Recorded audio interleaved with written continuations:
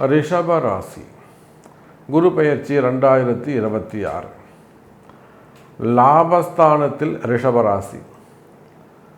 நீங்கள் அப்படியே உல்டாவாக பார்க்கணும். ரிஷபராசிக்கு 3ஆம் இடத்தில் குரு அப்படின்னு பார்த்தீங்கன்னா நீங்கள் அந்த ஜோசியரையே உட்காந்துருக்க வேண்டியது தான். நீங்கள் முன்னுக்கே வர முடியாது. குருக்கு லாபஸ்தானத்தில் ரிஷபராசின்னு பார்த்தா நீங்கள் ஜெயிச்சுட்டு உள்ளே போயிட்டு கவரை வாங்கிட்டு பணத்தை வாங்கி பாக்கெட்டில் வச்சுட்டு வெளியில் வந்துடலாம்.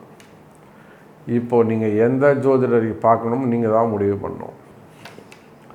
1000 கஷ்டத்தில் இருக்கக்கூடிய ரிஷபராசி அன்பர்களே, எங்களுக்கு ஜென்ம சனி இல்லை, அஷ்டம சனி இல்லை, 7.5 சனி இல்லை, ஆனாலும் எங்களுக்கு கஷ்டமாக இருக்குது. எங்கள் கஷ்டத்தை நான் வெளியில் சொல்ல முடியல, குடும்ப கௌரவமாக இருக்குது, நிறைய தப்பு நடந்து போச்சு, எப்படியாவது எங்களை காப்பாற்றுங்க சாமின்னு சொல்லக்கூடிய அழக்கூடிய கெஞ்சக்கூடிய ரிஷபராசி நேயர்களே,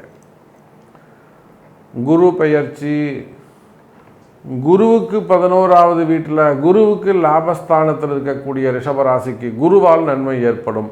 பரிகாரங்கள் கை கொடுக்கும், வழிபாடுகள் கை கொடுக்கும்.